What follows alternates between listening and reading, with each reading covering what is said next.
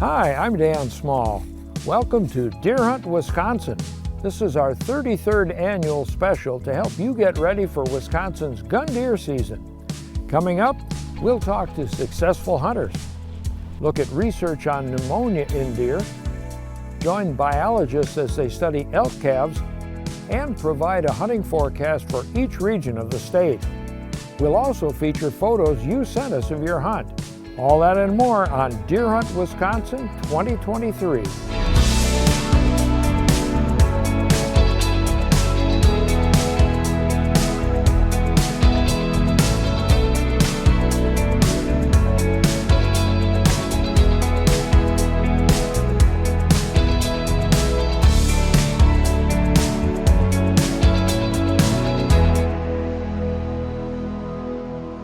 Last year, we didn't see too many deer up in Bayfield County, but one member of our party, Blake Gross, had some success on opening day with a little help from my son, John.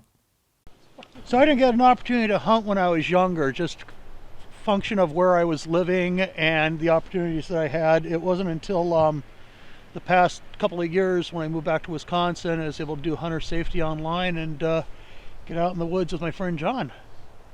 Better late than never. I elbowed Blake a couple times, like, get ready. He did. And the deer, stepped out of this brush, and once he was in the trail broadside, I was like, take him. And Blake just nailed him. 40-yard shot, just about, and he went right down. It was a good experience. I had an excellent mentor and really happy. Well done. Thank you. It feels like venison. I'm excited. Think it makes more sense to roll them this way? Yeah. All right. Let's see where you hit him. I'm pretty sure I hit him on that side. Wow. Good shot. He didn't go anywhere. He did just not. Piled up here. He turned right around and dropped. That's fantastic. Thanks, man. Appreciate it. Yeah. My pleasure.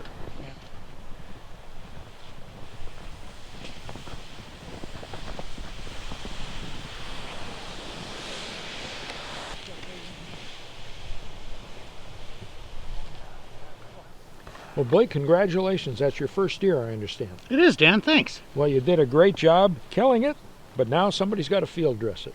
Well, I suppose I need to learn how to do that. Well, I'll be happy to talk you through it. All right. Let's give it a try. Okay, now what we do is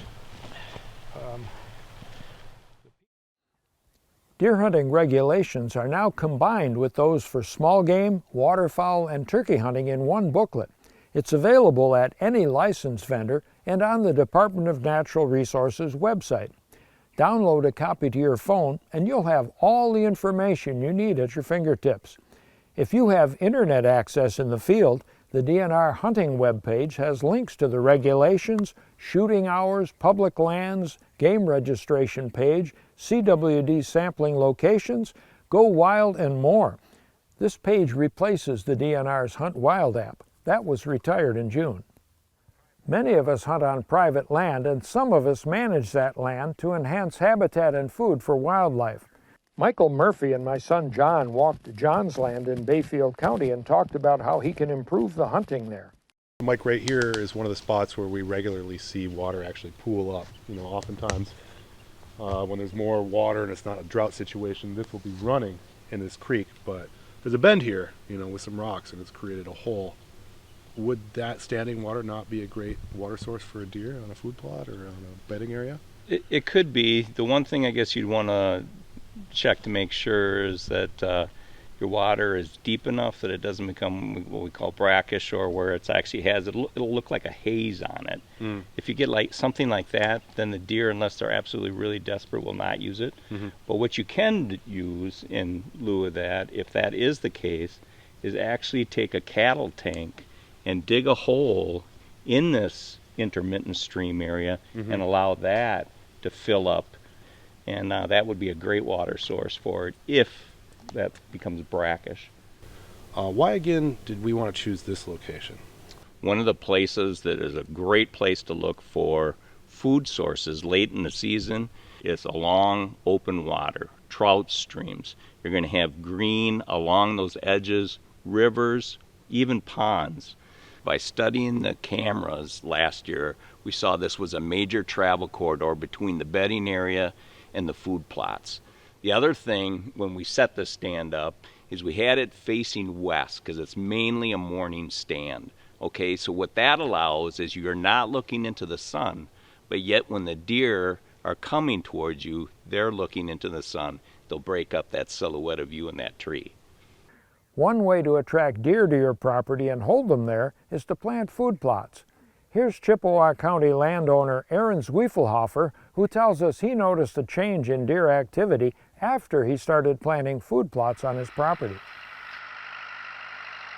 I've owned this property for 17 years. Just let the neighboring farmers do their thing for about 10 years, and then I bought the tractor and the heavy equipment to do the food plots the right way. I like to do food plots because there's just something about kind of pretending to be a farmer and really having it be a hobby that I really enjoy, like watching the corn grow, oddly enough. I also do the food plot mixes with the hopes of really attracting deer in the early season, and then again other different blends of food plot mixes to hold them throughout the fall. We have the full spectrum of wildlife here, from deer to turkeys, bears, coyotes. We even see wolves every once in a while. All the typical wildlife that you'll see in northwest Wisconsin.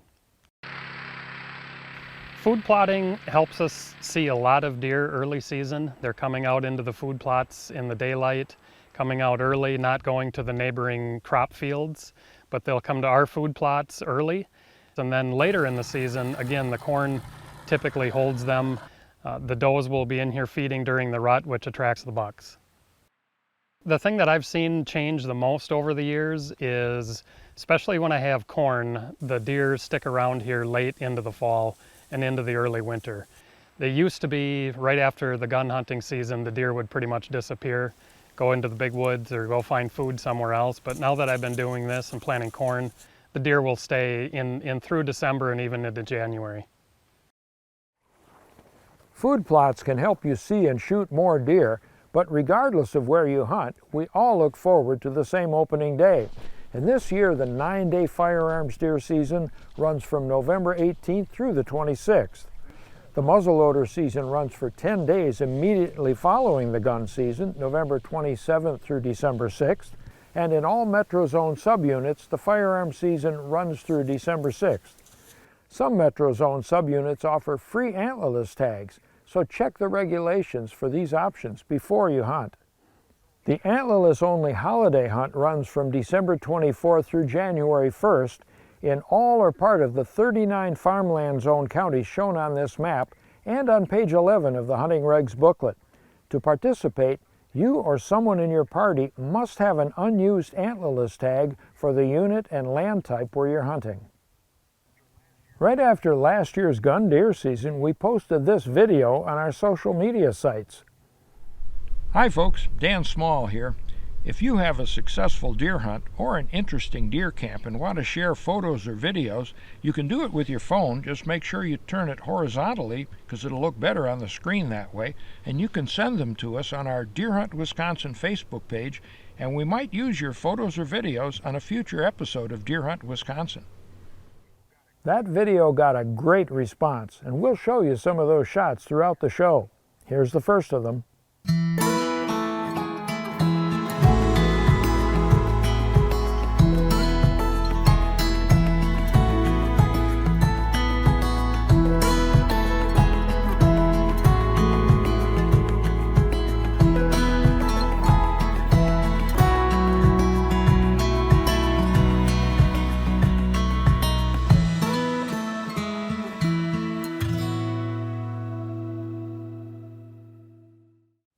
The Hunting Mentorship program allows hunters of any age to obtain a license and hunt without first completing a hunter education course. The hunter must stay within arm's reach of a mentor, possess an appropriate hunting license and tags, and of course comply with all hunting laws. We talked to two hunters who have each mentored a young man with Down syndrome. Steve Panaz, formerly of Independence, Minnesota, mentors his son Pierce, and Justin Morrissey of Hudson, Wisconsin, mentors his friend Joey Joaquin. You know, I've been really blessed to have a friendship with Joey now for about 16 years. I started as his respite care provider through his mom and through the state of Wisconsin. You know, it's really developed into kind of a brotherly relationship over the years.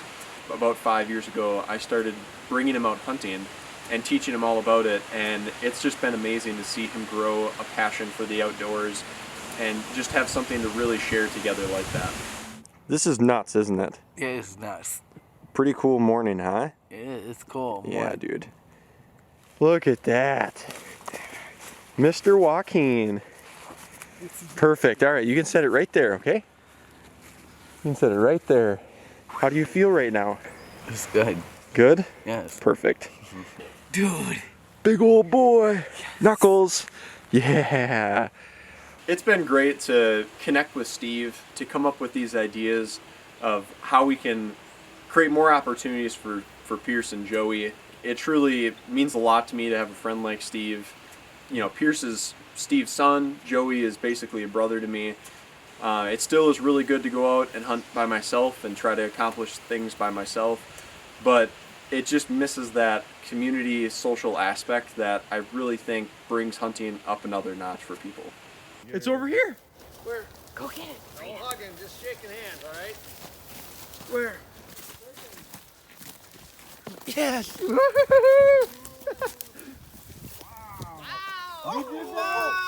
You did that. Dude.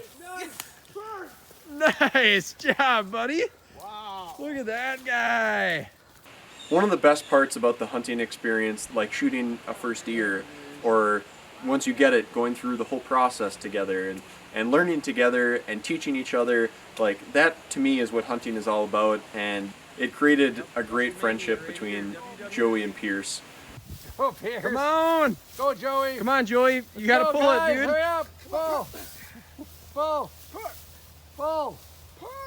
Pull, Joey. You got it all by yourself. There you go. There's a little more effort. It's just awesome to have that deer camp experience, and that's where I get my thrill these days with hunting. We're gonna go.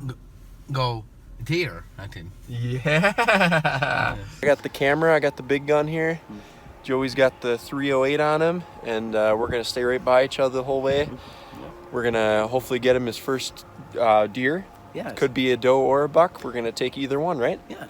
All right. Are you excited? Yes, sir. All right. Should we get going? Let's get going.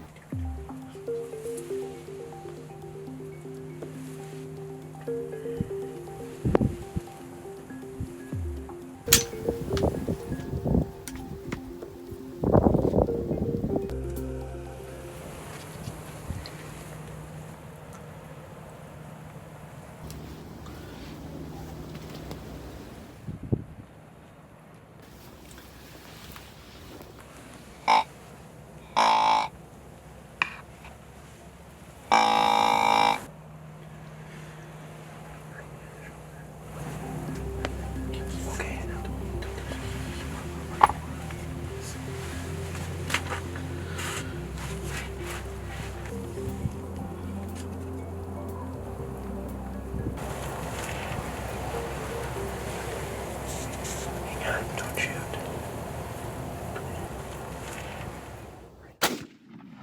Joey, you got him. You got him, buddy.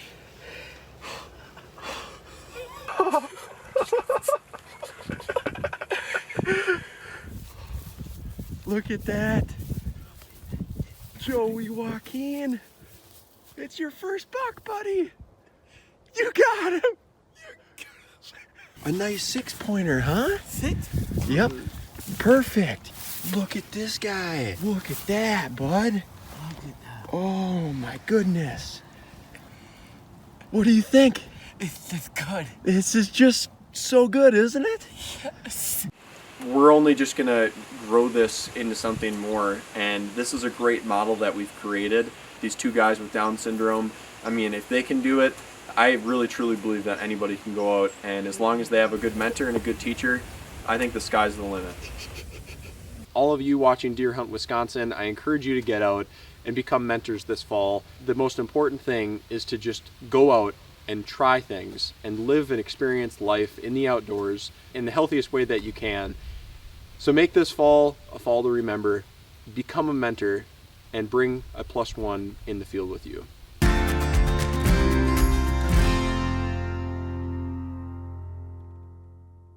The 18 counties of the Northern District are iconic in Wisconsin's deer hunting history. With a mix of hardwoods, conifers, aspen stands, and marshland, there's plenty of room on abundant county, state, and national forest land for hunting from a stand or blind, still hunting, or organized drives. Last year's deep snowpack in the north lingered into late winter, but melted quickly thanks to a warm early spring. And that gave deer a chance to recover from reduced forage and limited movement over the winter. The noticeable increase in last year's buck harvest suggests the deer population here is growing, and there should be more deer available this season.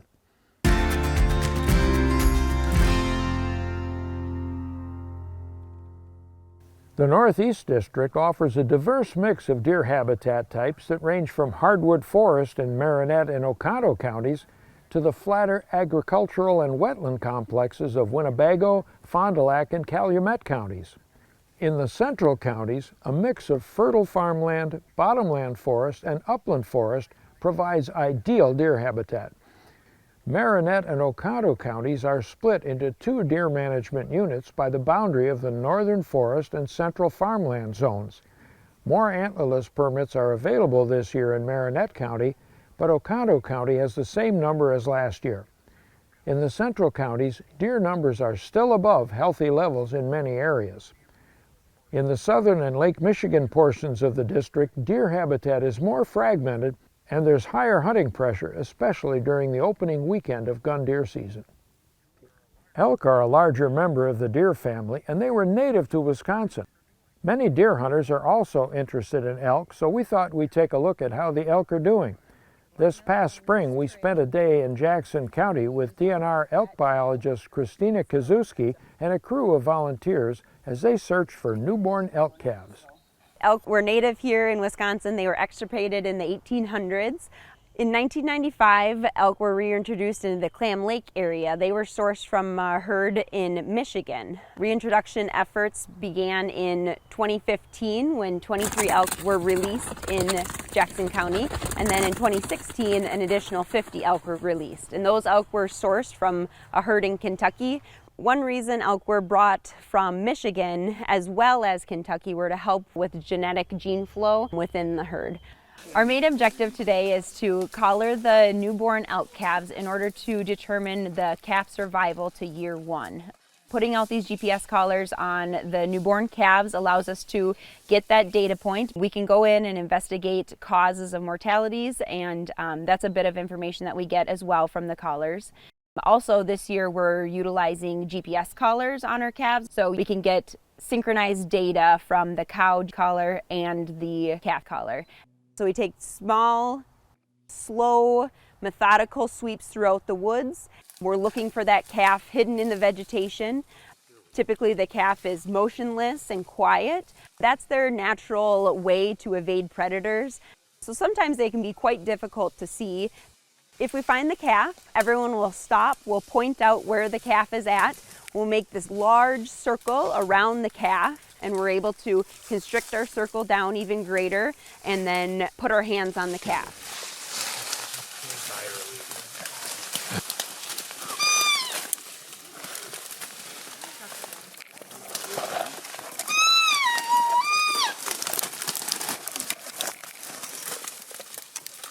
We put a blindfold on the calf to minimize that visual stimulation, and then we can begin our workup protocol. So what that protocol looks like is we put an expandable GPS collar on the calf. It's a small little battery box that has GPS and VHF capabilities. The collar is made of elastic banding, and our goal here for the expandable belting is for the collar to stay with the calf up to year 1 at minimum. After we put the collar on, we put a tiny little microchip. It's called a pit tag. It's just an additional unique identifier, similar to what people might put into their pets. And then we weigh the animal. We take an incisor measurement with a caliper. So what that'll give us is the age of the calf. We sex the calf, and then also we put an ear tag in the calf. And then that's the end of the workup. Deer hunters are a passionate group of people. They're definitely interested in their deer hunting and the activities that surround it, and that reciprocates too to elk hunting. So they're generally interested in the population, how is it doing, when potentially could there be a hunt in the future for the central zone. There's been a hunt since 2018 in the northern zone. So I've heard from many deer hunters that are putting their name in the hat trying to win that elk tag. My take-home message to gun deer hunters during that 9-day rifle season is to know your target, know what's behind it, make sure you're shooting at a white-tailed deer, maybe take 1 extra second to ensure that your target is certainly a white-tailed deer and not an elk.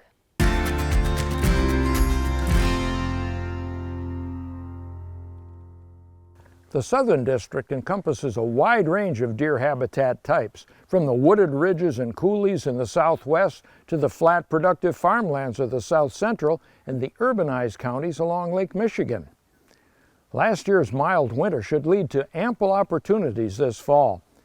Antlerless harvests have been below recommended levels over the last several years, and the deer population continues to grow throughout much of the district. Despite the summer drought, many hard and soft mass trees produced an abundant crop. CWD continues to increase within the district and statewide. Last year, Wisconsin detected nearly 1,500 CWD positive deer, and the majority of them came from the Southern District.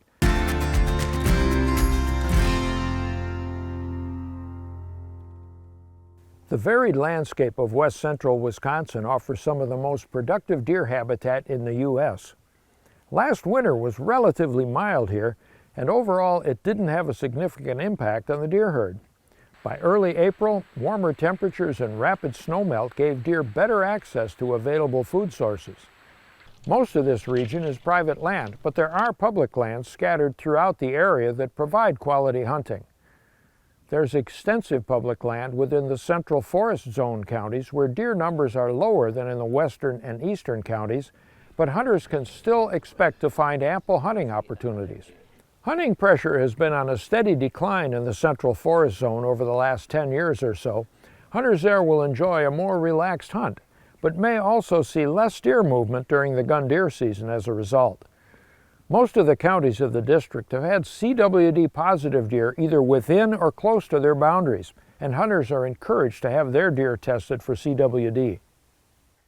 On past shows, we've looked at DNR research on chronic wasting disease in southwest Wisconsin, where CWD is most prevalent. Scientists are still analyzing the data from that study, but while doing their work, they found pneumonia in several deer that weren't infected with CWD. Researchers have launched a new study in that same area to see if there's any connection between these two fatal diseases. Last fall, our videographer Dave Roll shot 2 deer in Crawford County, and I joined him to take tissue samples for this research. The samples are being analyzed by DNR scientists, who hope to have a report out by next summer, and we'll share the results on next year's Deer Hunt Wisconsin show. Now, Dave shot his buck last night and field dressed it right here, so I'm going to remove the lung tissue sample, and we'll get that in the vial. And then we'll go down and pull a tooth and do the nose swab. We're going to do a nasal swab on him.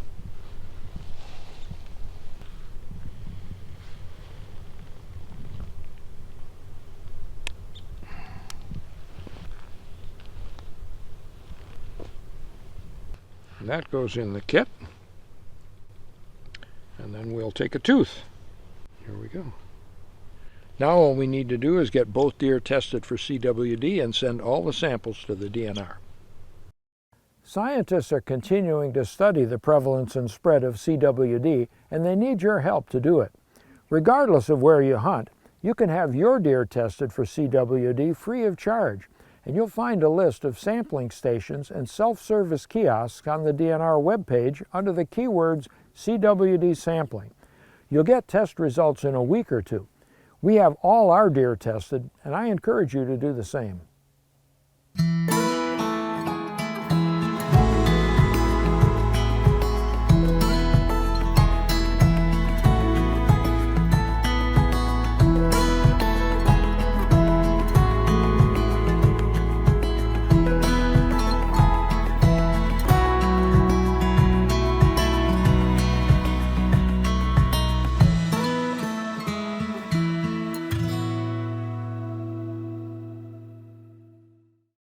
There's more to safe hunting than just basic gun safety, of course.